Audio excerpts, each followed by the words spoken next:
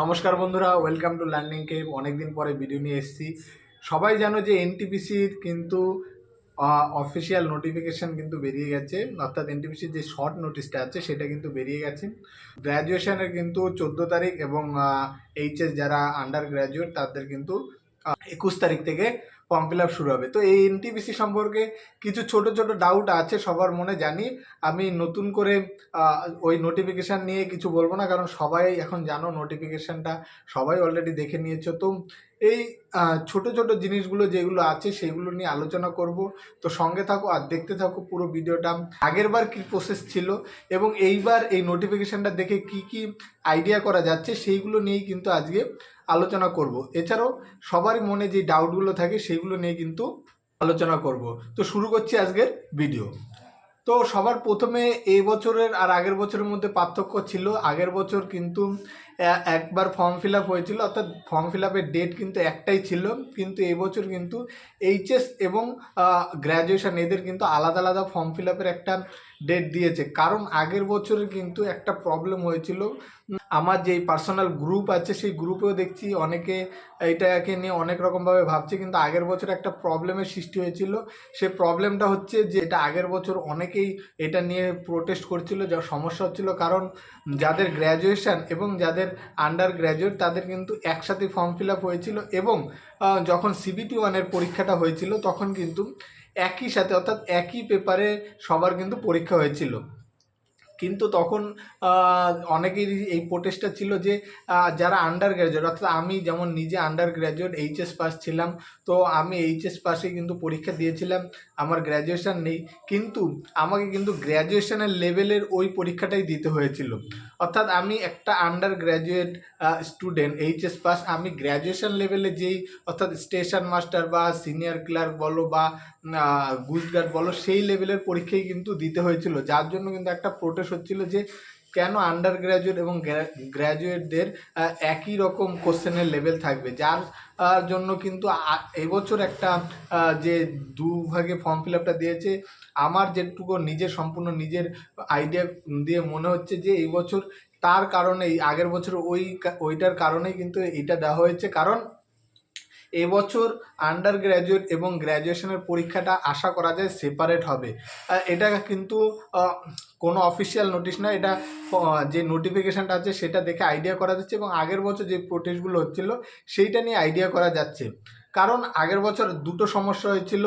আরেকটা সমস্যা যেটা হয়েছিল সেটা হচ্ছে 20 গুণ ক্যান্ডিডেট ডাকার কথা ছিল, তখন কিন্তু ওরা 20 গুণ ক্যান্ডিডেট ডাকেনি, মাত্র 3.5 লাখ ক্যান্ডিডেট ডেকেছিল, যার মধ্যে কিন্তু অনেকেই অনেকগুলো লেভেলে পাশ করেছিল। যার ফলে কিন্তু একটা প্রোটেস্টের তৈরি হয়েছিল আগের বছর, যার জন্যই কিন্তু এবছর কিন্তু আলাদা আলাদাভাবে গ্র্যাজুয়েশন এবং আন্ডার গ্র্যাজুয়েশনেরদের আলাদা আলাদাভাবে ফর্ম ফিল আপ করানো হচ্ছে। আর যতদূর নোটিফিকেশান দেখে এবং আগের বছরে যে প্রোটেস্ট ছিল সেইগুলো দেখে কিন্তু মনে হচ্ছে এই বছর কিন্তু আলাদাভাবে সিবিটি যে পরীক্ষাগুলো হয় সেগুলো কিন্তু গ্র্যাজুয়েশনদের সম্পূর্ণ আলাদা পরীক্ষা হবে এবং আন্ডার গ্র্যাজুয়েটদের আলাদা পরীক্ষা হবে। তো যারা গ্র্যাজুয়েশন করে আছো তারা নিশ্চয়ই আন্ডার গ্র্যাজুয়েট, অর্থাৎ এইচএস পাসও করে আছো, তারা এইচএস পাসেরও পরীক্ষা দিতে পারবে এবং গ্র্যাজুয়েশনেরও পরীক্ষা দিতে পারবে। কিন্তু এবার আশা করা যায় যে যারা এইচএস পাসের ফর্ম ফিল আপ করবে তাদের লেভেলটা একটু হলেও লো হবে, কোশ্চেন লেভেলটা একটু হলেও লো হবে গ্র্যাজুয়েশনদের দেখে। তো আরও কিছু কোশ্চেন আছে যেগুলো বয়স কি বাড়ানো হয়েছে। হ্যাঁ, এই বছর কিন্তু 1/1/2025, অর্থাৎ 2025 সালে জানুয়ারি মাসের 1 তারিখ হিসাবে তোমার যদি বয়স 30 বছর থাকে অবশ্যই ফর্ম ফিল আপ করতে পারবে, এবং সাথে করোনা পিরিয়ডের জন্য 3 বছরের ছাড় দিয়েছে, অর্থাৎ 30+3 33 বছর কিন্তু ছাড় দিয়েছে। যথারীতি কিন্তু এসসি এসটি এবং ওবিসিদের যেমন ছাড় থাকে তার সাথে কিন্তু আরও 3 বছর তোমরা অ্যাড করে নেবে, বয়সের কিন্তু ছাড় দেওয়া হয়েছে। আর যেগুলো কোশ্চেন হচ্ছে যে ইডাব্লিউএস বা ওবিসি সার্টিফিকেট এগুলো কি সেন্ট্রালাইজ লাগবে কি না, অবশ্যই এই সার্টিফিকেটগুলো কিন্তু সেন্ট্রালাইজ লাগবে। তোমরা এখন থেকে এই সার্টিফিকেটগুলো বের করে নাও, কারণ ফর্ম ফিল আপ করার সময় যদি ওইগুলো দাও এটা তোমাদেরই বেটার হবে। এছাড়াও কিন্তু আধার ভেরিফিকেশন এবং ডিজি লকার একটা অ্যাকাউন্ট করতে বলছে এবছর কিন্তু যতগুলো ফর্ম ফিল আপ হচ্ছে তার মধ্যে। কারণ ডিজি লকার অ্যাকাউন্ট করার সময় সবাই কিন্তু মাথায় রাখবে, কারোর যদি কোনো কোনো একই ইয়ারে দুটো সার্টিফিকেট থাকে, অর্থাৎ অনেক সময় আছে যে গ্র্যাজুয়েশন করো এবং আহ, আহ, সাথে আইটিআই বা ডিপ্লোমা কিছু একটা করে নেয় অনেকেই।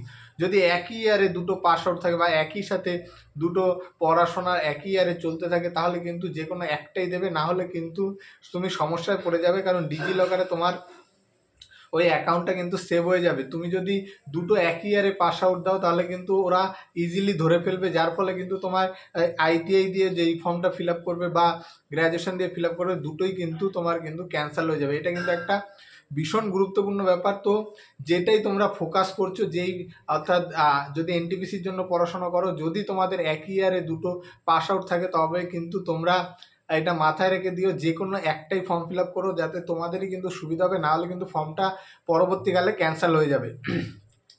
অনেক আছে যারা মাধ্যমিক দিয়ে ডিপ্লোমা করেছো বা ভোকেশনাল করেছো, তারা কিন্তু পরীক্ষায় অবশ্যই বসতে পারবে, কিন্তু ফাইনাল ডকুমেন্ট ভেরিফিকেশনে গিয়ে কিন্তু 90%-এর ওপর 95% চান্স কিন্তু তারা কিন্তু চাকরিটা পাবে না। অর্থাৎ যারা মাধ্যমিকের পরে ভোকেশনাল বা ডিপ্লোমা করেছো, যারা উচ্চ মাধ্যমিক, সেটা উচ্চ মাধ্যমিক হিসাবে শো করছো, তারা কিন্তু আহ, তোমরা যখন ডকুমেন্টস ভেরিফিকেশানে যাবে, তখন কিন্তু ম্যাক্সিমাম চান্স 95% চান্স কিন্তু চাকরিটা পাবে না। তো ওইটা কিন্তু ওরা রেলওয়ে বোর্ড কিন্তু এইচএস অর্থাৎ হায়ার সেকেন্ডারি হিসাবে কিন্তু ওরা ওইটা নেয় না। আর এইবার যে নোটিফিকেশানটা আছে, সেটা দেখে সবচেয়ে যেটা বেশি মনে হচ্ছে আমার, আর এটা সম্পূর্ণ নিজের থেকে মনে হচ্ছে, কোনো রকম কোনো সূত্র কিছু নেই, মনে হচ্ছে যে এবছর মনে হচ্ছে প্রিলিমিনারি এক্সামটা হবে না। আগের বছর যেরকম ডাইরেক্ট এক্সাম হয়েছিল, এবছর অর্থাৎ একটা এক্সামই করে দেবে, যেটা টেকনিশিয়ান এক্সামে করেছিল লেভেল অনুযায়ী, কিন্তু এক একটা করে পার্ট করে এক্সাম করে দেবে। আমার মনে হচ্ছে ডাইরেক্ট ফাইনাল এক্সামই হয়ে যাবে। তাছাড়া কিন্তু রেলের এতগুলো পরীক্ষা আছে, এতগুলো পরীক্ষায় কিন্তু একটা মানে এক বছরের মধ্যে কিন্তু করা সম্ভব নয়, যদি দুটো তিনটে করে পরীক্ষা নেয়। তো আমার মনে হচ্ছে যে এই বছর কিন্তু একটাই পরীক্ষা হওয়ার কিন্তু সম্ভাবনা খুব বেশি, যার ফলে আলাদা আলাদাভাবে ডিভাইড করে দিচ্ছে ফর্ম ফিল আপের সময়। তো সম্পূর্ণ নিজের মনে হচ্ছে, জানি না এটা অন্যরকমও হতে পারে, দুটোও হতে পারে, কিন্তু আমার মনে হচ্ছে একটাই পরীক্ষা হবে। তো যেহেতু ওরা যে ক্যালেন্ডারটা দিয়েছিল, সেই ক্যালেন্ডার পুরোপুরি মেনটেন করতে না পারলেও কিন্তু ক্যালেন্ডারের খুব কাছাকাছি যাচ্ছে। অর্থাৎ যদি বলে জানুয়ারি মাসে, ওরা ফেব্রুয়ারি মাসের মধ্যে কিন্তু নোটিফিকেশান বের করে দিচ্ছে। আশা করা যায় কিন্তু এক বছরের মধ্যেই কমপ্লিট হয়ে যাবে। তো পড়াশোনা যারা ভাবছো, আমি 3-4 মাস আগের থেকেই বলছি যে পড়াশোনা শুরু করে দাও, যখন ফর্ম বেরোনোর ঠিক বেরোবে। এখন অনেকে ভাবছে এত কম সিট, পড়াশোনা করে কী হবে। যারা কিন্তু চাকরি পাবে, অর্থাৎ যারা চাকরির প্রতি ফুল ফোকাস, তারা কিন্তু অত কিছু ভাববে না, তারা কিন্তু পড়াশোনাটা ঠিক করে চালিয়ে যাচ্ছে। তোমার মতো সোশ্যাল মিডিয়ায় এত পোস্ট বা এত কিছু না করে চাকরির যে জন্য যেটা দরকার সেটাই করে দিতে, এবং তারাই কিন্তু পরীক্ষার হলে গিয়ে ভালো পারফরমেন্স করবে। যদি পরীক্ষার হলে ভালো পারফরমেন্স করার ইচ্ছে থাকে, অবশ্যই কিন্তু পড়াশোনাটা ঠিকঠাক করো, বাকি সব কিছু ওই রেলওয়ে বোর্ডের ওপর ছেড়ে দাও। যদি ভ্যাকেন্সি বাড়ানোর হয় ওরা ঠিক বাড়িয়ে দেবে, যদি কমানোর হয় কমাবে, কখন পরীক্ষা নেবে না নেবে, যেহেতু নোটিফিকেশান বেরিয়ে গেছে, পরীক্ষা ওদের নিতেই হবে। তো 1 মাস আগে নিক বা 1 মাস পরে নিক, পরীক্ষা নিতেই হবে। আর পরীক্ষা নিলে তুমি পরীক্ষা অবশ্যই দেবে। তো পরীক্ষা যদি দাও তাহলে ভালো করেই দেবে। তো আশা করা যায় তোমরা সবাই এবার থেকে ভালো করে পড়বে। আর কোনো রকম যদি এনটিপিসি সম্পর্কিত যদি কোনো রকম কোশ্চেন থাকে, অবশ্যই কমেন্ট বক্সে কমেন্ট করে জানিও। দেখা হবে অন্য ভিডিওতে। ভালো থাকবে, ধন্যবাদ।